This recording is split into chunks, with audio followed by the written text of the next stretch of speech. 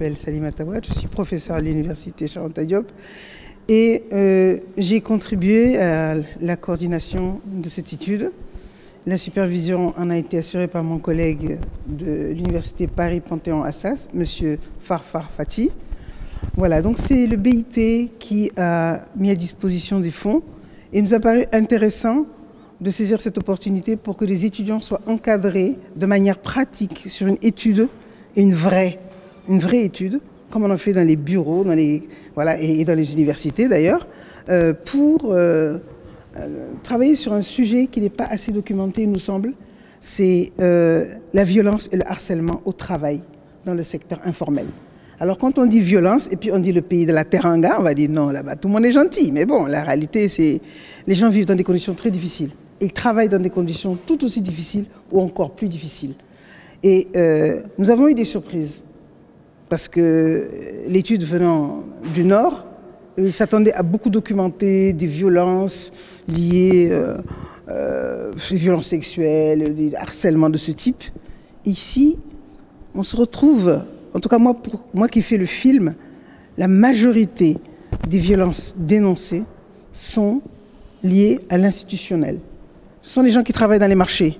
Ils en ont contre l'État et sa police, ils en ont contre les municipalités et leur police, ils en ont contre tout le harcèlement dont ils sont l'objet tous les jours parce qu'ils n'ont pas payé le duty, ils ont perdu le papier du duty, on les chasse, on les... Bon.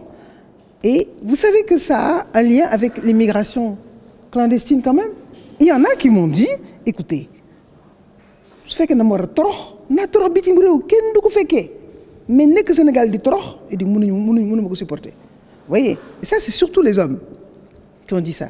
Les femmes, elles, pour faire le film, elles ont dit qu'elles sont prêtes à aller dans la rue, même s'ils font l'école, les fatiguent un peu, parce que c'est pire à la maison. Vous voyez, chacun a son paradis et son enfer. Donc vous n'avez pas la même perception chez les femmes que chez les hommes.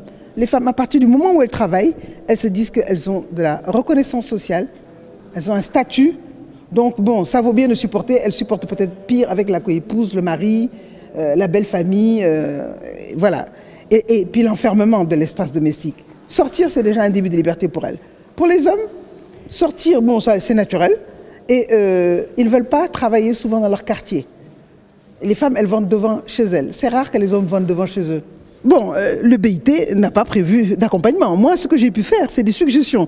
J'ai suggéré de faire le film pour que les gens se reconnaissent, et qu'ils reconnaissent leurs semblables, et aussi qu'on fasse et la conférence de presse, et peut-être qu'on retourne aux gens mais qu'on discute les résultats avec eux. On leur dit, voilà ce qu'on a vu sur nombre d'entre vous, voilà la situation telle qu'elle leur apparaît. Est-ce qu'ils s'y reconnaissent? Vous voyez, c'est déjà ne pas rester dans sa tour, faire son étude sur les gens qui sont comme des objets d'étude, mais qui ne sont pas des sujets. On a voulu qu'ils soient des sujets en leur rendant de ce qu'ils ont donné. Vous voyez, donc que tout le monde donne et que tout le monde ait le sentiment d'avoir participé et pas qu'on descende à leur niveau. Parce que quand vous descendez, c'est que vous êtes plus haut que l'autre. Et moi, c'est pas ça que j'ai ressenti. J'ai mis mon petit pantalon, mon petit truc, et je suis allé dans les marchés. Et puis, bon, ben voilà, on était sur les gens du secteur informel. Vous pensez pas que pour tout l'État, il est dedans déjà? C'est les autres qu'on ne voit pas. L'étude était sur le secteur informel. C'est eux qu'on interviewe, c'est pas l'État. C'était pas les mairies, c'était eux. Donc, pour une fois, c'était eux, et c'était eux seulement. Ils étaient les rois. En matière de chiffres, qu'est-ce qu'on peut retenir sur les pourcentages, sur le stress? Bon, je pense qu'on vous a donné un résumé du tableau. C'était un travail économétrique. Donc, vous allez avoir une idée sur la base de ce tableau. C'est bien documenté. Ce qu'il était, ça c'est très bien documenté. Ce qu'il était moins, c'est les gens derrière. À quoi ils ressemblent, de quoi ils font leur quotidien. Voilà, les gens vous expliquent que pendant l'inondation, ils ne peuvent pas travailler parce que le marché est rempli d'eau sale. Voilà, et qu'il y a des concurrences entre commerçants. Il y a aussi le fait que, bon, si tu n'es pas politisé, tu n'es pas du bord de la mairie, bon, c'est compliqué. Et comment est-ce qu'eux, ils n'ont pas affaire vraiment aux institutions municipales, sauf ou à l'État, sauf en période d'élection. Donc eux, ils se sentent abandonnés. Nous, on ne fait que dire ce qu'ils ont dit. J'ai dit que parmi les gens, il y en a plusieurs qui nous ont dit que si rien ne change et qu'eux, ils arrivent à avoir assez d'argent, ils vont partir. Bien sûr, ils vont partir de cette manière-là. Ils ne vont pas partir avec un beau visa sur un beau siège d'avion. Hein. Ils vont partir par tout moyen. Hein. Et même des gens qui ont un certain âge le disent, presque en regrettant d'en avoir pas pu le faire. Vous voyez? Et donc, on se rend compte que les femmes, elles ont toutes appris le métier quasiment avec leur mère. Toutes, elles ont appris le métier. Les hommes, très peu, se sont fait transmettre le métier. Ils arrivent dans un métier. Ils arrivent. Ils font du commerce comme ça. Ils se lèvent, ils font du commerce. Les femmes, non, non. Leur mère était commerçante. Elle était sur un marché. Et des fois, elles sont sur la même place depuis 3 générations, notamment au marché de Rufisque, le marché aux poissons. Donc vous voyez bien que les gens, ils ont des profils différents. Ils ont des souffrances très comparables.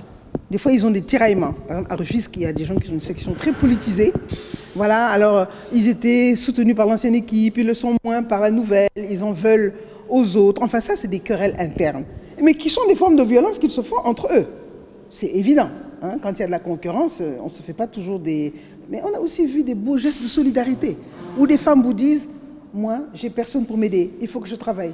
Quand elle a un bébé, elle le porte sur le dos, elle fait à manger pour les petits, elle va au marché, et les autres femmes lui portent son bébé pour qu'elle puisse dormir un peu. Cette femme n'a pas dormi de la nuit.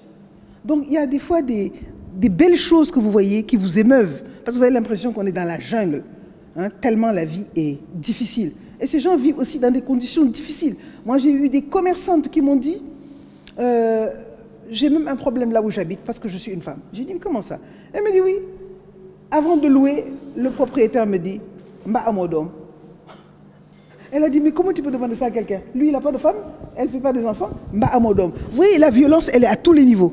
Parce qu'on ne veut pas qu'elle vienne avec des enfants. Aujourd'hui, à Dakar, je n'avais pas pensé que la mentalité était arrivée à ce point qu'on demande à quelqu'un, est-ce que tu n'as pas d'enfant? Ou alors tu devrais lui demander, est-ce que tu n'as pas l'intention de faire? Parce que c'est ça. Donc vous voyez que ce sont des gens vraiment, ils se sentent... alors que eux, ils sont déjà des personnalités. Parce que dans leur milieu, ils ont le statut de travailleur. Ils travaillent. Ils ne sont pas employés, mais ils sont travailleurs. Donc ils règlent des problèmes au village et partout. On les appelle, ils envoient un petit Wari 2500 francs ici, un petit Orange Money 3000 francs ici. Ce sont des gens qui règlent des problèmes. Beaucoup sont venus de la campagne, mais certains, ce sont des femmes qui sont mariées à Dakar. Le mari a pris 1, 2, 3, 4 femmes. Il a pris ce qu'il ne peut pas porter. Donc il ne peut pas les nourrir. Il ne peut pas nourrir les enfants qu'ils font. Donc ce sont elles qui se retrouvent dans les fêtes chefs de famille. Chacune est chef de sa petite famille. Donc on se rend compte que ça nous relie quelque part aussi à quelque chose qui n'était pas dans le sujet, qui est la violence domestique. Parce que les femmes, souvent, c'est parce qu'elles n'ont pas de moyens, elles n'ont pas de considération dans le ménage qu'elles font une petite activité pour s'en sortir. Et elles disent qu'avant, avoir un mari, c'était un statut. Elles disent maintenant, si tu as un mari, ce n'est pas un statut, hein, il faut avoir un travail. Ils disent, c'est décœur, moi c'est ligué. Parce que moi, ils se soutrent. Vous voyez que les mentalités, elles changent doucement. Et ce n'est pas parce qu'on leur projette des films américains ou autres. C'est parce qu'elles-mêmes, elles le vivent. Et qu'elles sont obligées de trouver des solutions. Il y a de la violence de la part des clients aussi. Les clients harcèlent des fois les vendeurs. Notamment, il y a une femme qui m'expliquait que, d'abord, elle a des filles. Et ensuite, elle voit les autres filles. Elle voit que les marchands de cosmétiques, de mèches et tout ça, ils essayent de soudoyer les filles pour avoir leur faveur. Mais aussi, des fois, ce sont les filles qui viennent rentrer dedans au marchand pour pouvoir avoir des petits maquillages et des choses comme ça. C'est une société qui est devenue très difficile, où tout est monétarisé et le matériel est là, au premier plan. Alors quand tu n'en as pas, eh ben, c'est le drame. Donc voilà tout ça. Et la majorité de ces femmes, c'est elles qui payent la scolarité des enfants. Ça veut dire que ces femmes ont des enfants dans des écoles privées. Elles payent 30 000 francs, 50 000 francs par mois. Moi, je connais une restauratrice à Koloban, 50 000 francs elle paye par mois pour sa fille. Et j'ai remarqué qu'elles payent particulièrement les études dans le privé pour leur fille. En tout cas, moi, je parle pour la part du film, hein, qui accompagnait l'étude. Donc, ça veut bien dire qu'elles ont conscience qu'il va falloir leur donner les outils pour qu'elles puissent se débrouiller dans cette société où il faut avoir un statut et où il faut avoir des moyens, hein, notamment des moyens pécuniaires. Donc, voilà un peu... Les trois... Oui.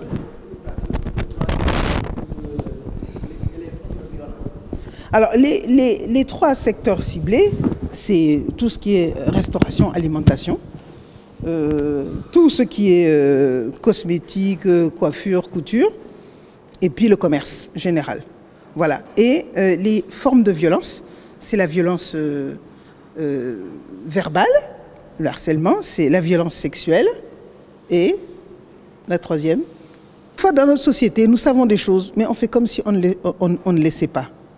Parce que, bien sûr, il y a la violence sexuelle.